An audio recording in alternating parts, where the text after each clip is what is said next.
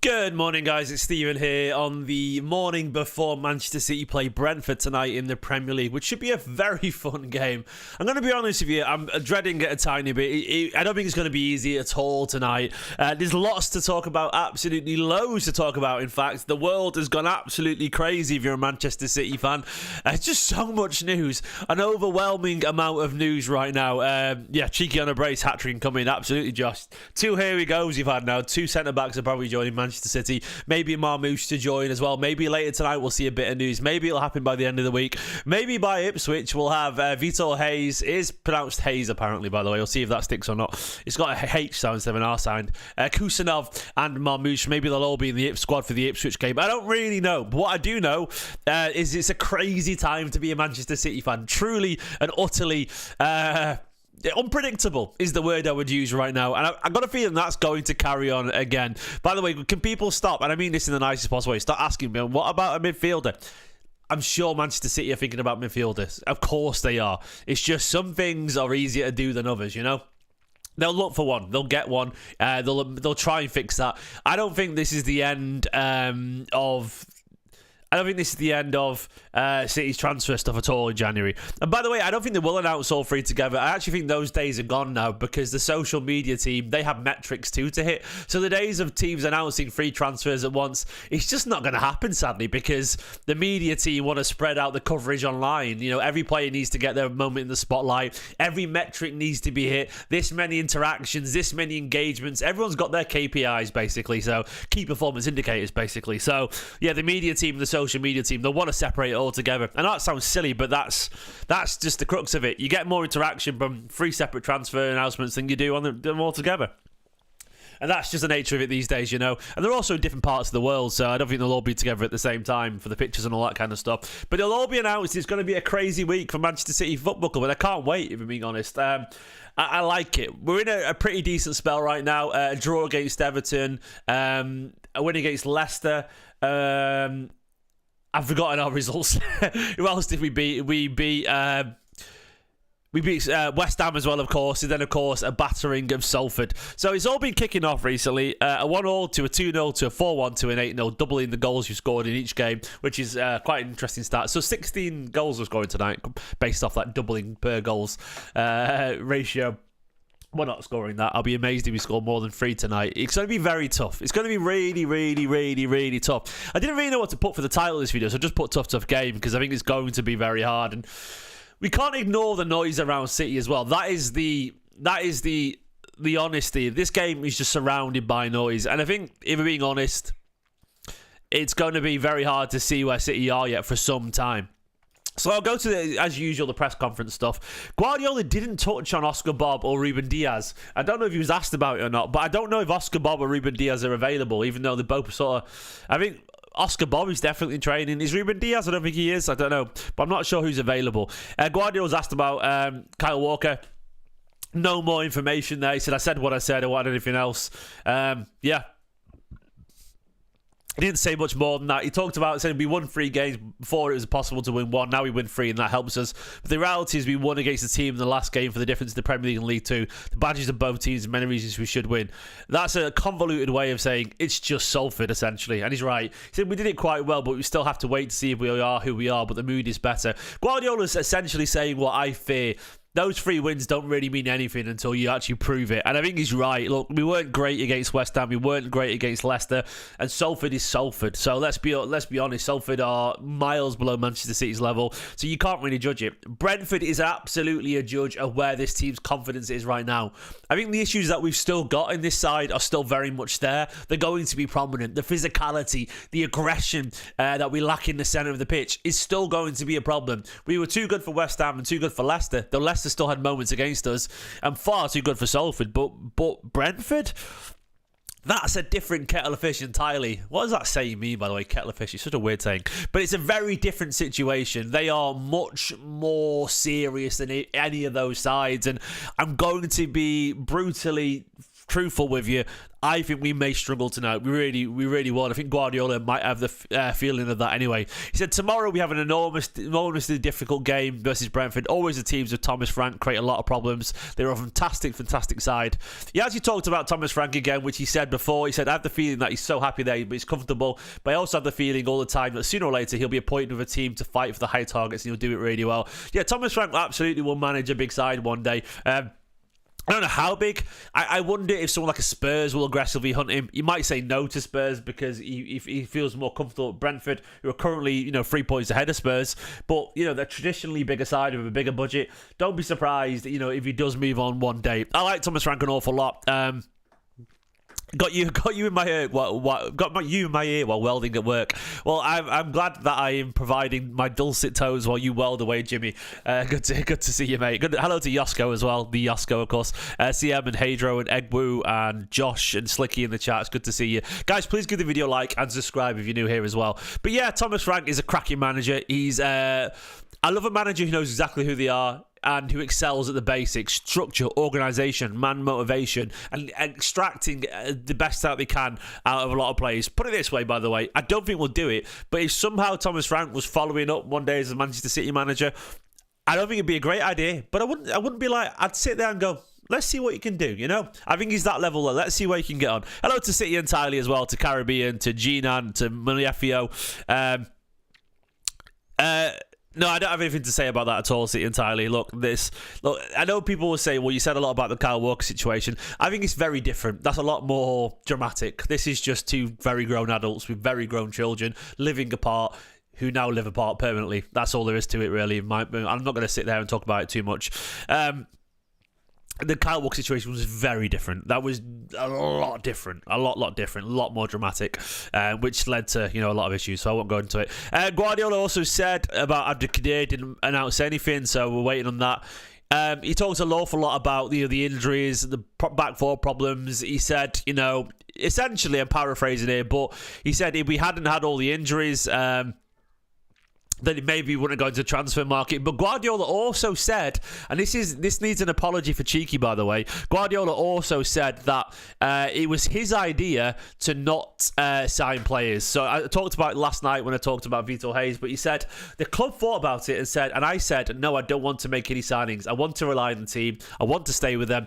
Just Savio came, gunned him back. It was unexpected. He went on to say, I rely a lot with these guys, and I thought I could still do it again with that guys. But after the injuries, whoa. Maybe we should have done it, but you never know. So Guardiola basically said that Cheeky and the board wanted to refresh the squad in the summer, but Guardiola said, no, I want to stick with these players.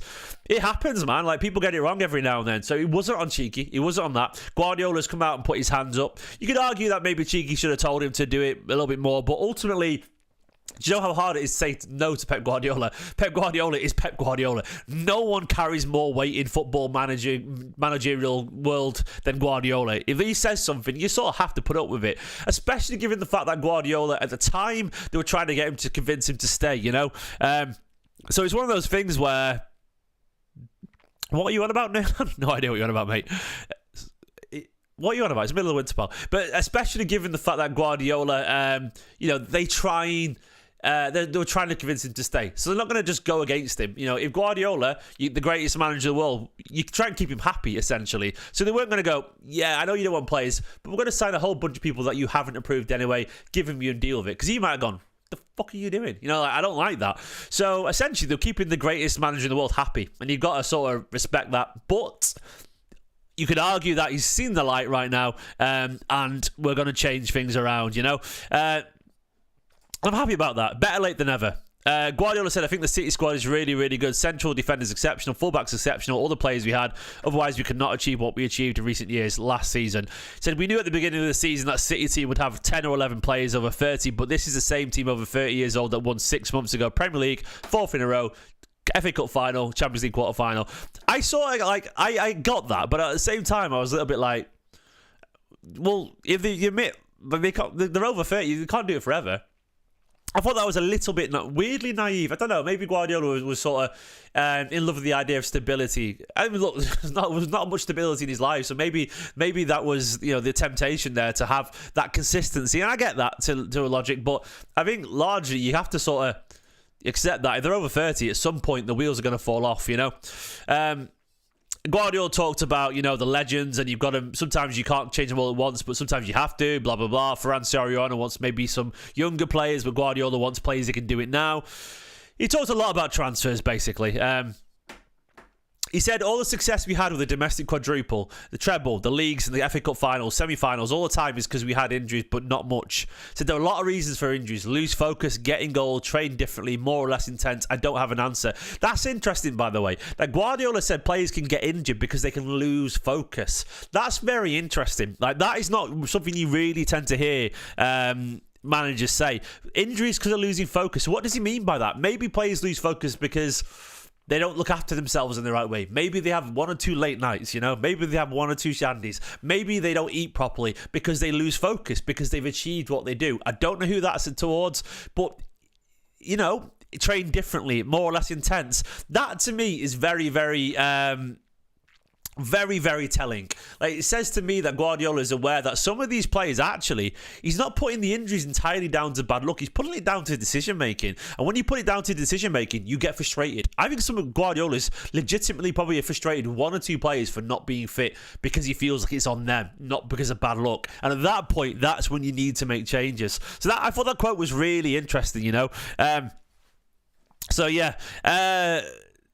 Yeah, I think he's absolutely right. I think, unfortunately, I mean, the conclusion is that, obviously, things are changing. We have to change. So, obviously, all the news coming out last night. City are about to sign Vitor Hayes. Fabrizio Romano went big on it as well.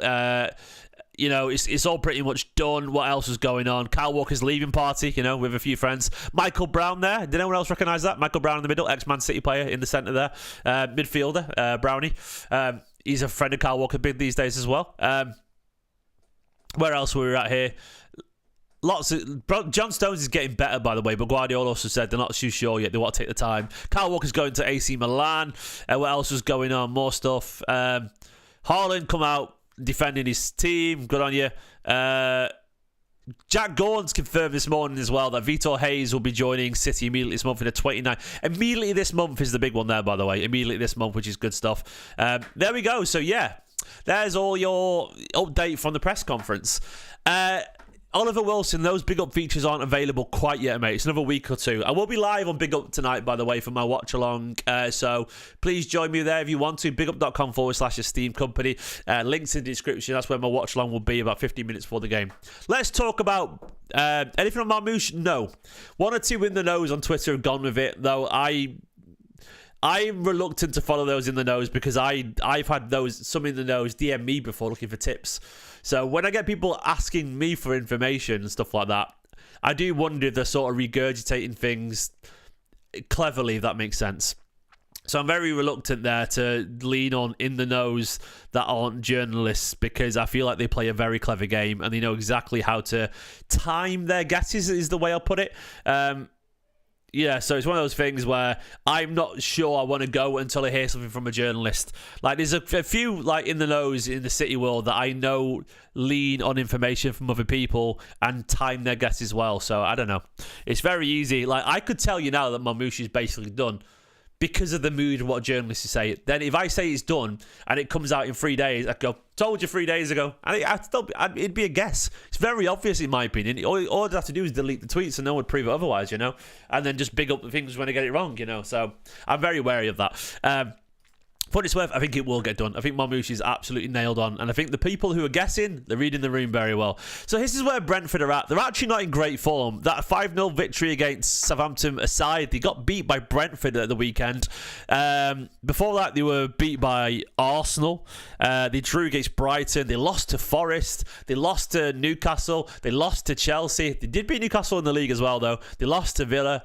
They beat Leicester. They've had a tough run of games there, to be fair. Away at Villa. Newcastle is a good win. Away at Chelsea's hard. Newcastle away. Forest, very good right now. Brighton away. They're not in great form, but you cannot deny it's a very, very good Brentford side. They made a lot of changes against Brentford, by the way. So look, a lot of players missing from that side, as you can see there, you know. A lot of their best players not playing against Plymouth. This is how they lined up in the previous game beforehand against Southampton. As you can see, a classic Brentford lineup there, you know.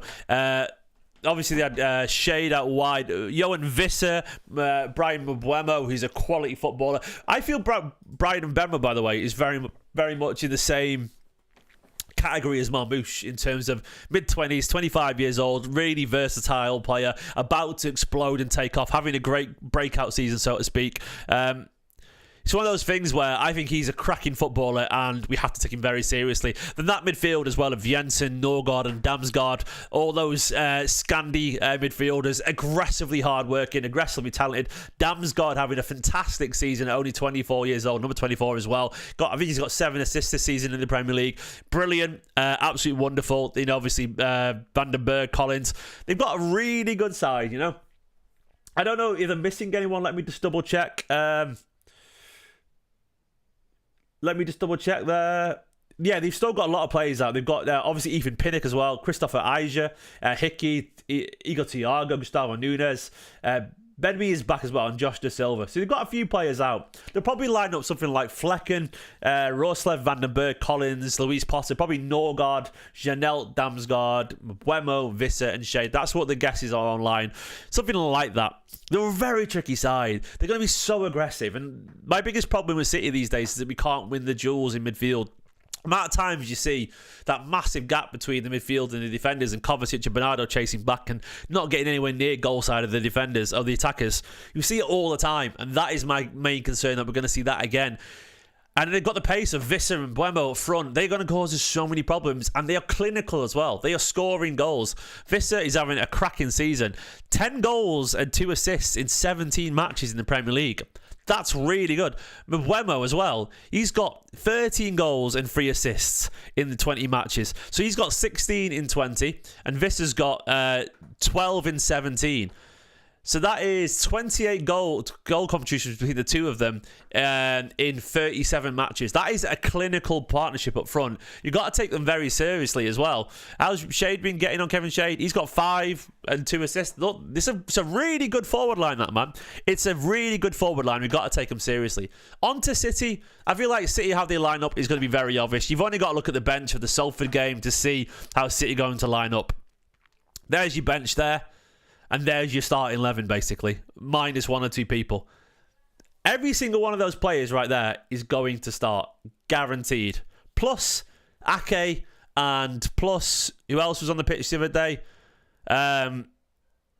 Savinho. There's your starting lineup. That is how it's going to play. It's already, I mean, I'll show you exactly how the team's going to be now. It's very obvious.